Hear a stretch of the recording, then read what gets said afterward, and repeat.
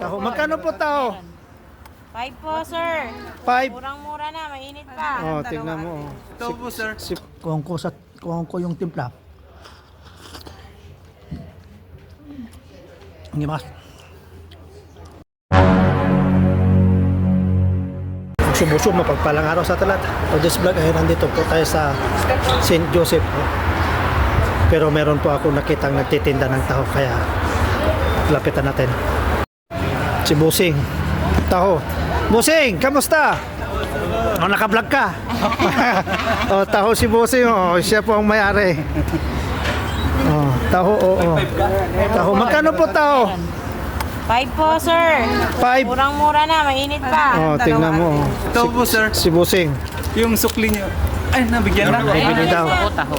Yan ang Taho. magandang almusal. Yes Ano po, po, madam? protein for the... Magkano po? A dose of protein po every day. Dalawa ang binili ni Madam. Tag-isa kami. O.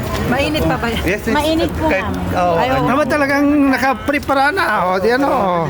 Titikman natin. Wala ba sugar na? Nakaparisyan. O. Taho.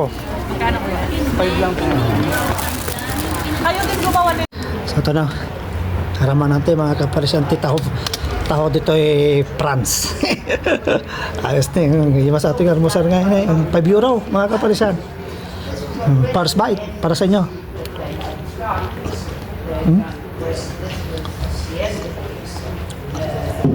Iwas. Sarap. Tahong taho talaga.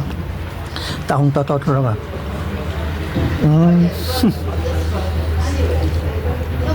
Panalo. Kuhang-kuha. Kuhang ko yung timpla. Hindi mas. Ang sarap mga kapalisan. Oh.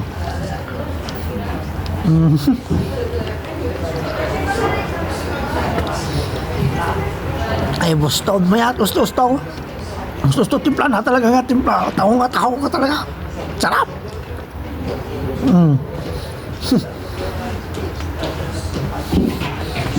Ayan. Panalo. Magaling si Busing na gumawa. 100% na talagang tahong-taho. Paulit-ulit.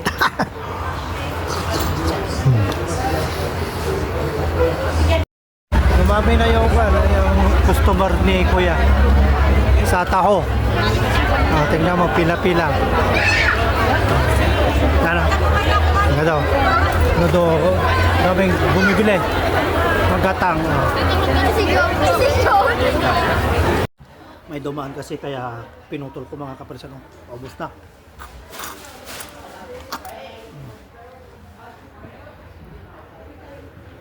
Mar. Sarap.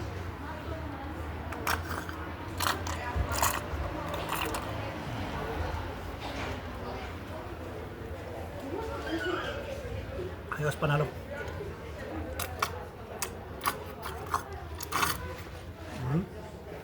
May subuko. Lagyan mo na, basam.